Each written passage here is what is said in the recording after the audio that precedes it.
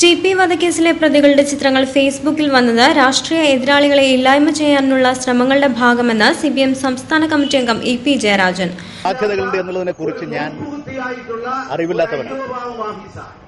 അതുകൊണ്ട് എങ്ങനെയെങ്കിലും ചെയ്യാൻ പറ്റുമെന്ന് എനിക്കറിഞ്ഞുകൂടാ. പാസ്പോർട്ട് ഉപയോഗിച്ച് ഒരാൾക്ക് കയറാൻ പറ്റുമെങ്കിൽ അകത്തുനിന്ന് തന്നെ കയറണമെന്നില്ല. പാസ്പോർട്ട് ഉപയോഗിച്ച് പുറത്തുനിന്ന് കയറാം. അയാൾക്ക് തന്നെ കയറണമെന്നില്ല, വേറൊരാൾക്ക് കയറാം.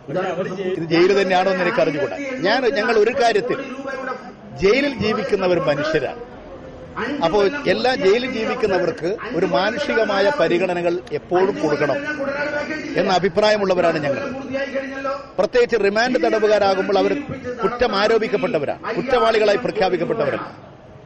അവർക്ക് ജയിലുകളിൽ സ്വാതന്ത്ര്യവും ഒരു മനുഷ്യപരമായിട്ടുള്ള സംരക്ഷണവും നൽകണം എന്നുള്ളതാണ്. അതിൽ കവിഞ്ഞ് ഏതെങ്കിലും തെറ്റുകളെ പ്രേരിപ്പിക്കാനോ പ്രോത്സാഹിപ്പിക്കാനോ ഉള്ള സാഹചര്യങ്ങൾ ഉണ്ടാകരുത്. അതാണ് ഞങ്ങളുടെ കാലത്തൊക്കെ ഞങ്ങൾ ജയിൽ പരിഷ്കരണം വളരെ ശ്രദ്ധിച്ചുകൊണ്ട് ഇത്തരം അടിസ്ഥാനപ്പെടുത്തി നടത്തിയിട്ടുണ്ട്. ഇവിടെ ഈ പറയുന്ന ചന്ദ്രശേഖരൻ വധക്കേസിൽ 2 പ്രതികൾ അവർ വല്ലാതെ സൗകര്യം ഉപയോഗിക്കുന്നു എന്നൊക്കെയാണ് നിങ്ങൾ പറയുന്നത്. അതിനാർക്കെങ്കിലും പ്രത്യേക താല്പര്യമുണ്ടെന്ന് പറയാൻ പറ്റില്ല. ഈ കേരളത്തിലെ ആഭ്യന്തര വകുപ്പ് ഞങ്ങളെ വേട്ടയാടുകയാണ്, നിരപരാധികളെ കേസിൽപ്പെടുത്തുകയാണ്. ഞങ്ങളുടെ നിരപരാധികളായ ഒട്ടനവധി സഖാക്കൾ ഇപ്പോൾ ജയിലിനകത്തുണ്ട്.